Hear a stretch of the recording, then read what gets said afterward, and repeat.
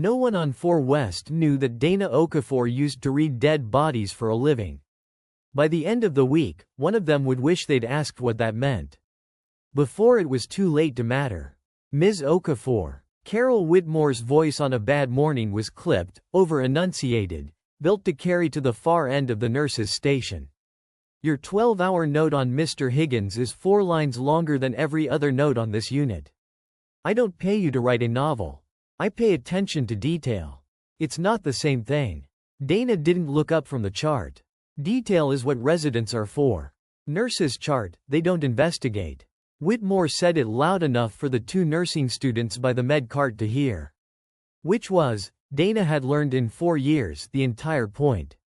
Understood. Dana closed the chart and moved on. Because agreeing with Carol Whitmore in front of an audience cost nothing.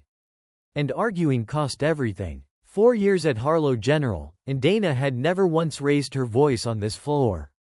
She'd built an entire second life around not raising it. Around being the nurse who came in, did the work cleanly, and left without a single thing on her chart that anyone could later point to and call sloppy. It was, she privately thought, the safest kind of invisible there was. Mr. Walter Higgins, 71, was 3 days post-op from a hip fracture repair in 412. Recovering well by every number on his chart. Until Dana adjusted his pillow that morning and caught a beat of pure reflex before her training corrected it. For half a second, some old part of her brain tried to read the faint purplish mottling low on his back as pooling. The kind of body only shows once it's stopped fighting gravity. It couldn't be that. He was upright, alert, arguing cheerfully with her about the Wednesday crossword. Which meant what she was actually looking at was a bruise. In a spot with no obvious reason to be bruised, that hadn't been there the day before. She filed the observation carefully, without explanation, and moved on to the next room. The zip of a supply pouch closing on the med cart made her flinch, small and contained. It sounded, if you'd spent 7 years around a different kind of zipper. Like the last sound a body made before a drawer closed on it. She reached for the next pouch and didn't let her hand hesitate a second time. An elderly man in room 405 kept insisting his chest pain was heartburn. Until Dana asked him, quietly, when he'd last had heartburn that radiated down his left arm. He went quiet himself, and let her call it in. A family 2 doors down was still calling the unit about a patient who died last month. Asking, again, why his chart hadn't been released to them yet. Dana filed that away too, without meaning to. The way she filed away everything that wasn't technically her business. A student nurse near the med cart dropped a vial. And Whitmore descended on her before it had finished rolling, loud enough that 3 rooms could hear the word careless twice in one breath. The girl's hands were shaking by the time Whitmore walked away. And Dana crouched down, picked up the vial, and told her, quietly, so it wouldn't carry. That the count was still right, nothing was lost, and her hands would settle in a minute if she let them. Does she ever do that to you? The student asked. She's tried. I stopped giving her a reaction to work with a long time ago. You're doing the thing again, said Jordan Alvarez, the newest nurse on the floor. Hovering at Dana's elbow with the particular anxiety of someone still being evaluated. Where you notice things you were never actually asked to notice. Occupational habit. Dana kept her voice light. Whitmore already thinks you write too much. If you start noticing things too, she's going to actually lose it. Then I'll try to notice them quietly. Whitmore caught her at the supply cart 20 minutes later. This time over a discharge summary Dana had flagged for a follow-up call the family hadn't requested. We follow the discharge protocol as written, Ms. Okafor. We don't improvise extra phone calls because you have a feeling. It wasn't a feeling. His labs were within range. I checked. Whitmore didn't check. Dana knew she didn't check, quietly, and without saying so. The same way she'd learned most things about Carol Whitmore over 4 years of watching her closely. Understood, Dana said again, and went back to her cart. There was a particular safety in being the nurse everyone overlooked, and she'd spent 4 careful years building it. Whitmore was up for director of nursing in 6 weeks. And the hospital's accreditation review board wanted a unit with a spotless incident record to point to when they made the announcement. Dana had heard this from 3 different people in 3 different tones, and every one of them agreed on the same thing. Carol Whitmore intended to deliver that spotless record if it killed her. At the end of her shift, Dana sat in her car in the Harlow parking garage for the length of one song before starting the engine. The radio low, her hands flat and steady on the wheel. Her phone buzzed once. A number she still had saved under a title she'd never bothered to update. County ME office, main line. She let it ring out, same as most months now, and drove home telling herself it was nothing. Almost every time, it was. Dr. Elliot Graham had a corner office, a framed magazine profile in the hallway outside it, and a pain management protocol with his name already attached to it in 3 hospital systems. The Graham Protocol, everyone called it. An opioid-sparing regimen built around a newer analgesic that a pharmaceutical company had quietly funded half his research to prove out. He walked the floor like a man who already knew how the story of his career was going to end. Mr. Higgins is a great case study for the protocol, he told Dr. Patel within Dana's earshot.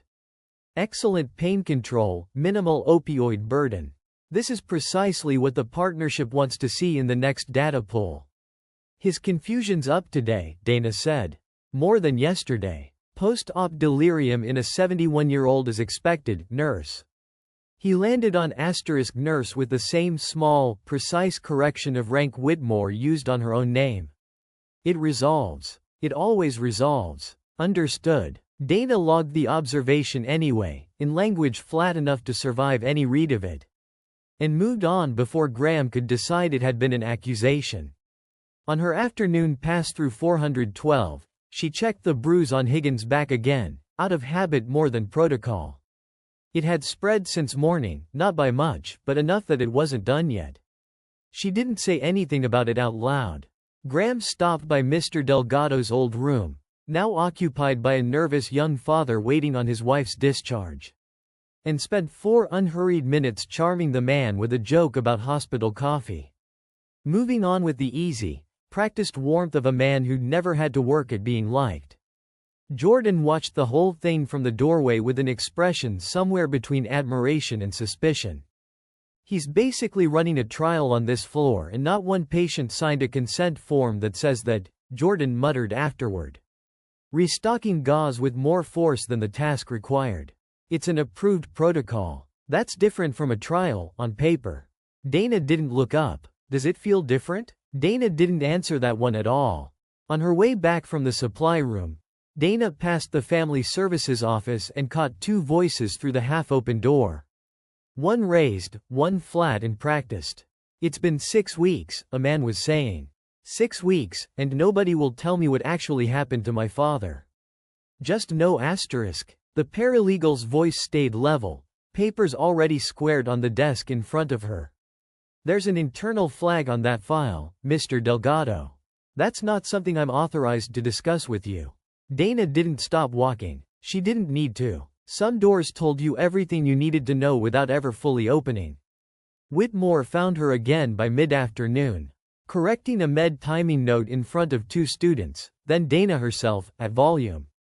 Over a discharge instruction sheet the prior shift had already signed off on.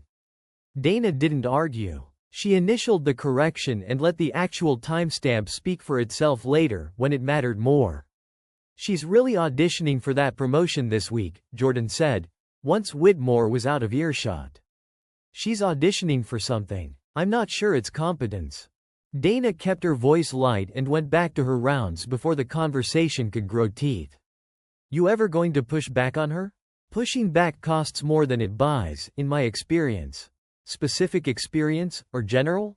Both, probably. Dana let the joke sit there unfinished. For 1/2 second the real answer sat right behind her teeth. 7 years, a badge that said investigator, more autopsy suites than she could count. And then she swallowed it back down where it had lived for 4 years, and Jordan, to her credit, didn't press. A call came in from the county ME's office that afternoon, routed by mistake to the nurse's station instead of records. A clerk asking whether a Dana Okafor still worked at this address, for a case file that needed one signature before it could close. Dana took the message herself, said she'd call back, and didn't. Mr. Higgins' confusion deepened by evening rounds. Slower to answer, slower to track a moving finger. A faint tremor in his left hand that hadn't been there that morning. Dana flagged it in the chart, precisely, without adjectives. Whitmore reviewed the flag and signed off on it as resolving delirium, monitor. In handwriting Dana recognized from a dozen charts before this one. The handwriting of someone protecting a number, not a patient. You wrote 3 sentences, Whitmore said, passing her in the hall. I wrote 1. Mine's the one that goes in the accreditation packet. Then I hope yours is the right one. It will be. It has to be. Whitmore said it too fast, still visibly convincing herself of it. And walked on before Dana could decide whether that had been an admission or a threat. That night, in the break room, an older tech mentioned that a family member of a patient who died last month. A man named Delgado, also post-op, also on the Graham protocol. Had called twice this week asking for his father's chart. Legal's handling it, the tech said, shrugging. Probably nothing. You hear the partnership number? Another tech added, not really asking anyone. 12 million, over 3 years, if the trial data holds. Graham's basically buying a building wing with this thing. That's not our business, Dana said, mildly. Though she was already doing the arithmetic in her head. $12 million was the kind of number that made a man very determined to call every complication expected. It was the same family, she realized, that had asked about the chart that morning. That wasn't a coincidence either. She drove home, ate standing at the counter, and slept the flat, dreamless sleep of someone who'd spent 4 years getting very good at not leaving room for anything else. Her phone rang once more before she turned it face down for the night. County ME office, main line. She didn't answer that one either.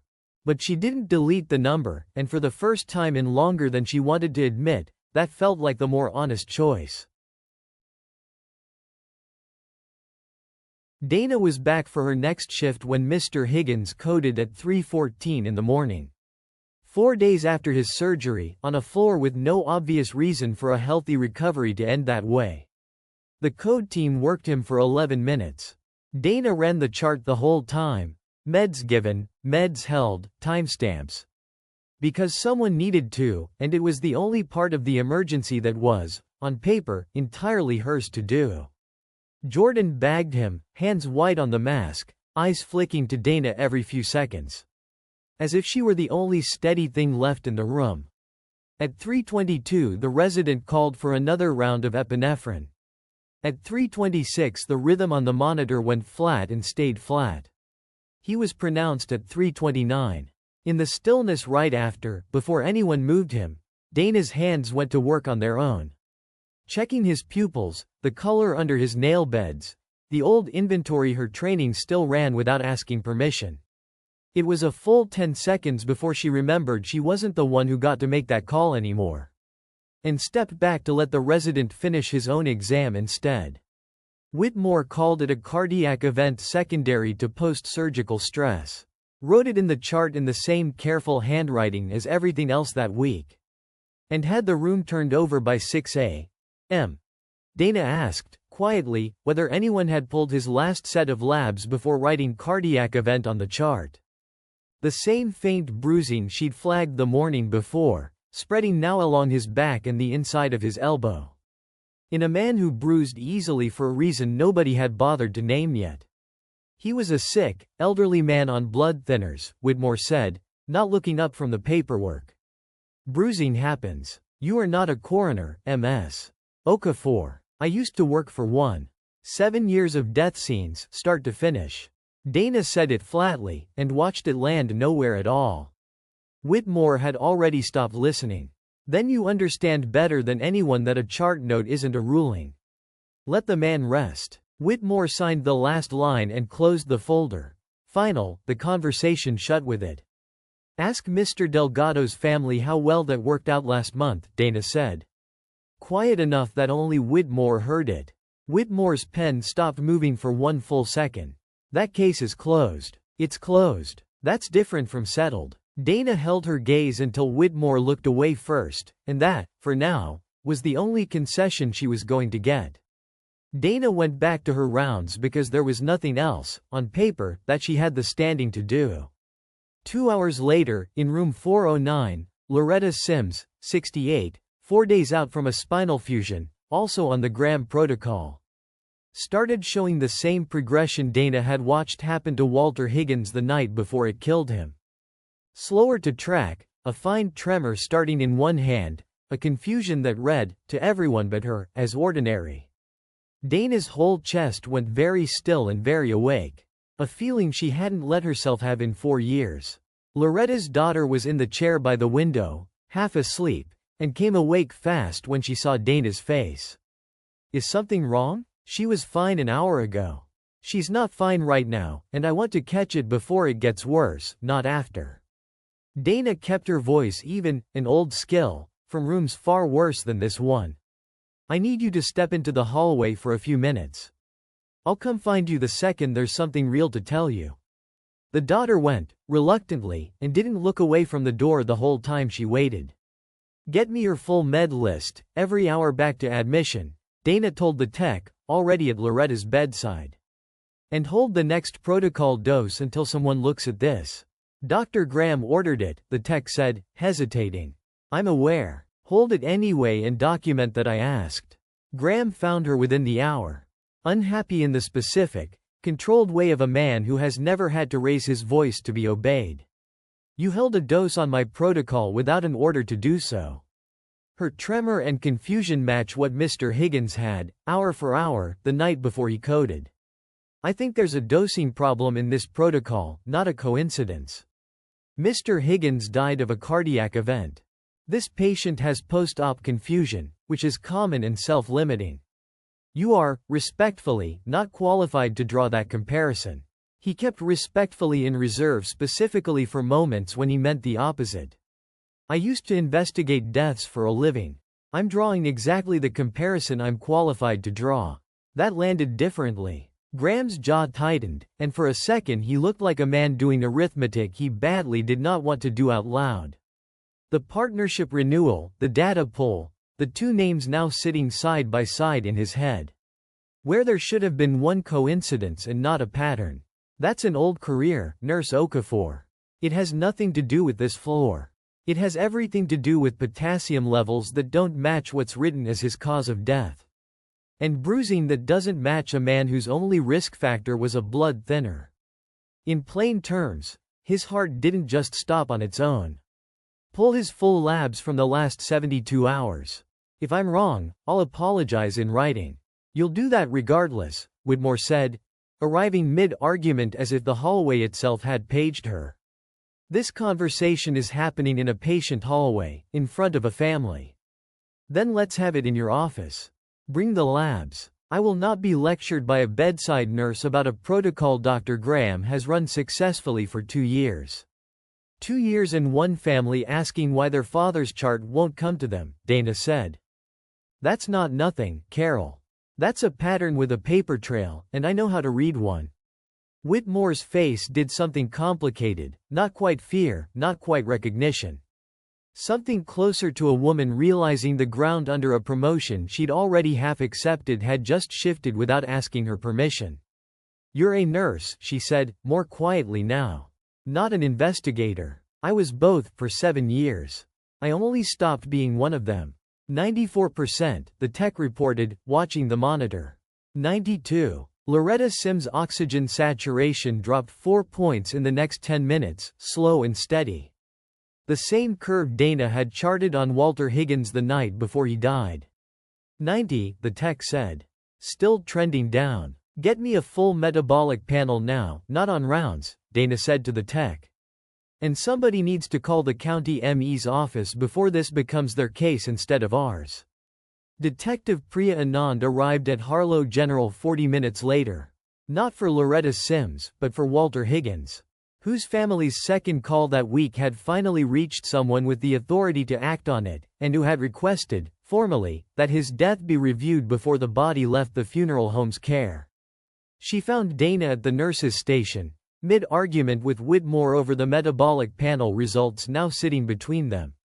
Dana Okafor. Detective Anand said it like a name she'd pulled out of an old case file that morning, which she had. You used to work death scenes for the county. I remember your reports. They were the only ones I never had to double-check. Small world, Priya. Dana didn't look up from the labs. Her hands didn't move. You called the ME's office about a second patient before your first case even got assigned a detective. That's not something they teach at nursing school.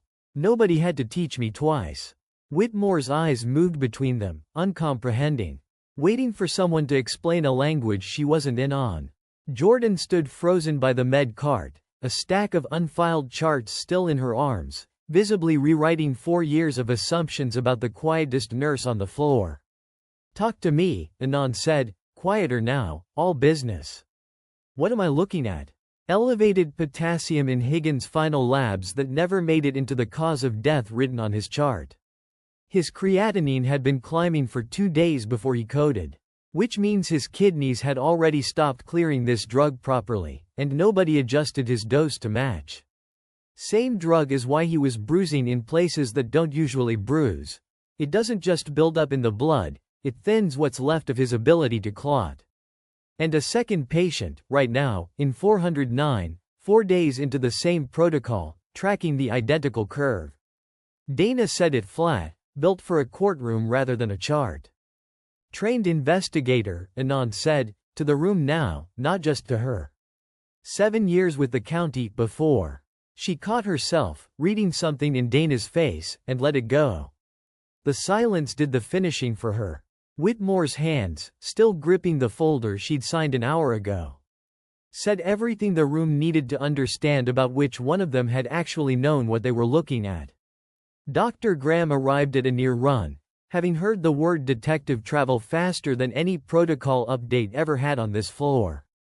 This is a private medical matter. It's a death investigation now, Anand said, without raising her voice, which somehow landed harder than shouting would have. And a live patient showing the same symptom pattern. Which do you want to explain first, doctor? Graham's composure didn't crack so much as recalibrate, fast. A career built on surviving committees doesn't teach you to panic, it teaches you to reroute. The protocol dosing is weight-based and reviewed monthly. If there's an error, it's a systems error, not. Pull the last 3 months of protocol patients, Dana said. Cross-reference confusion onset against renal function on admission. I'd bet money the ones WHO coded all had borderline kidney function the algorithm never adjusted for. That's not malice. That's a flawed formula nobody stress-tested against your sickest patients. And somebody kept calling the deaths expected instead of reporting them. Reporting them would have ended the partnership before the data pull. You can't possibly. I can. Between 2 careers, this is the one thing I've never once gotten wrong. I'll want everything you just said in a written statement, Anand said, already pulling out a notepad. Time-stamped, signed, tonight, before anyone has a chance to remember it differently by morning. I'll have it before my shift ends. Dr. Patel had been standing at the edge of the group the whole time, quiet, and finally spoke up. For what it's worth, I charted Mr. Higgins' confusion as expected delirium myself, twice. That's what I was told to call it, and I did. I'll put that in writing too, if it helps. It helps. Anand didn't look up from her notepad. It also means you were paying attention when it counted. Which is more than I can say for some people in this hallway tonight. Loretta Sims' labs came back 40 minutes later. Elevated potassium, climbing, textbook for the same mechanism Dana had described from memory. The team held every dose of the protocol, started emergency treatment. And by the time her numbers turned around, Anand had already photographed 3 charts. And asked hospital risk management by name why an active complaint from the Delgado family had never once been escalated past legal's inbox. You knew, Anand said to Whitmore, not unkindly, which somehow made it worse. Or you knew enough to ask, and didn't, because asking would have cost you 6 weeks before your board review. I run a unit with 14 nurses and 112 beds. I can't chase every flagged note personally. You didn't chase this one at all. There's a difference between not catching something and being told directly, twice, and calling it a distraction. Anand closed her notepad. That difference is usually what a review board cares about most. Whitmore didn't answer that, and then she didn't answer anything else either, which was its own kind of answer. For what it's worth, Dana said, mostly to herself, I don't have the authority to order a hold on an active protocol or open a death investigation. I did both anyway tonight. I'll put my name on that in writing, and whatever it costs me, it costs me. Noted, Anand said, and it wasn't a warning, just a fact. Risk management would put it in writing by morning too. A formal note in Dana's file for practicing outside her order set, the first one in 4 years on a record that had never once needed correcting.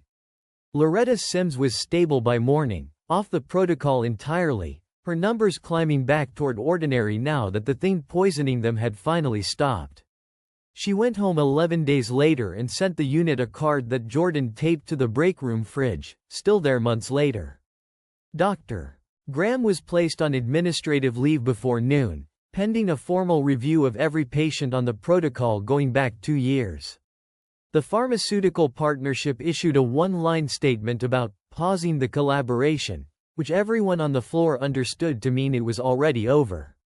Mr. Delgado's file was reopened the same week, along with 4 others Anand's team had already flagged from the wider review. Whitmore's promotion review was quietly postponed, then quietly withdrawn, in language that never once used the word why. She kept her job. She stopped correcting nurses within earshot of students. Dana didn't ask why, and didn't much care. You could have told me who you used to be, Whitmore said, finding Dana at the supply cart 2 days later, her voice smaller than Dana had heard it in 4 years. Told you what? That I used to have a badge, so you'd finally listen to me? Dana kept restocking without looking up. You didn't ignore me because of a title, Carol. Asking questions was inconvenient 6 weeks before your review. That's what actually stopped you. The title just made it harder to keep doing that in front of a detective. I could still report the hold you put on that dose. It wasn't yours to order. You already did, in a sense. There's a formal note in my file as of this morning. I signed it myself. If it costs me my license someday, it costs me. It saved her tonight. Dana met her eyes for the first time in the conversation. So, anything else you'd like added to it? Whitmore didn't answer right away, and then didn't answer at all, and left the cart without finishing whatever else she'd come to say. Jordan caught her a few minutes later, still a little wide-eyed about the whole shift. So you were, what, some kind of detective?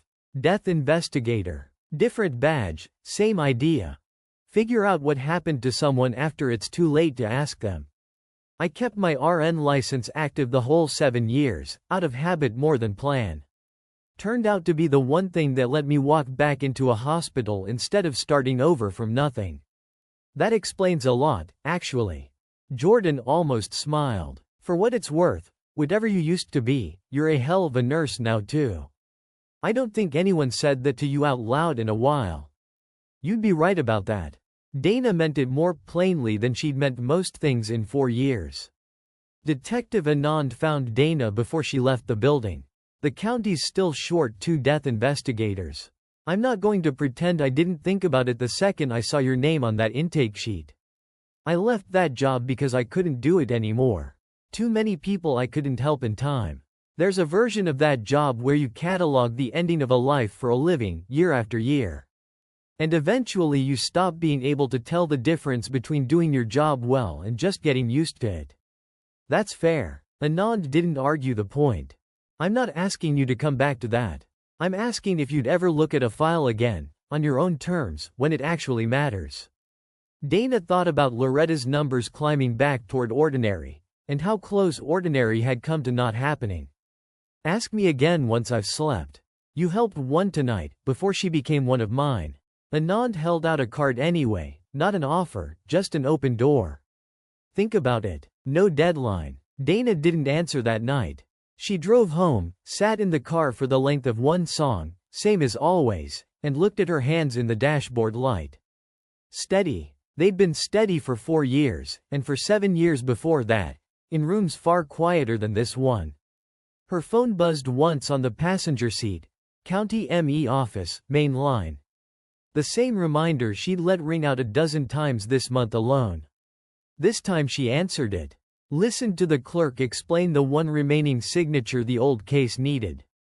And gave it, out loud, without hesitating, for the first time in longer than she wanted to count. The next morning, before her shift, she called Detective Anand back. And asked whether the county still took consultants on a case-by-case basis, off the clock, no badge required. Anand said they did. Dana said she'd take one case. Just one, to start. She didn't tell Jordan, or the students, or anyone else on 4 West. She didn't know yet whether one case would turn into 2. Or whether Harlow General would still feel like enough once she remembered what the other kind of quiet used to feel like. But she made the call anyway, for the first time in 4 years. And that, this once, was the whole point. We tend to assume that the quietest person in the room has nothing left to say. Sometimes that's true. More often, they've simply learned that saying it costs more than staying silent. Until the cost of silence gets higher than the cost of speaking. Dana didn't get her old life back because someone finally recognized her talent. She got a piece of it back because a crisis made her competence more useful, for one night, than everyone's comfort with not asking questions. That's a smaller victory than it sounds, and a truer one. Most people who go quiet after burning out aren't hiding from what they used to be. They're just waiting for a reason good enough to pick it back up. If this one got to you, that's Hidden Stretch. Subscribe if you're new here, and tell me in the comments. What's something you noticed and stayed quiet about, that you wish you hadn't?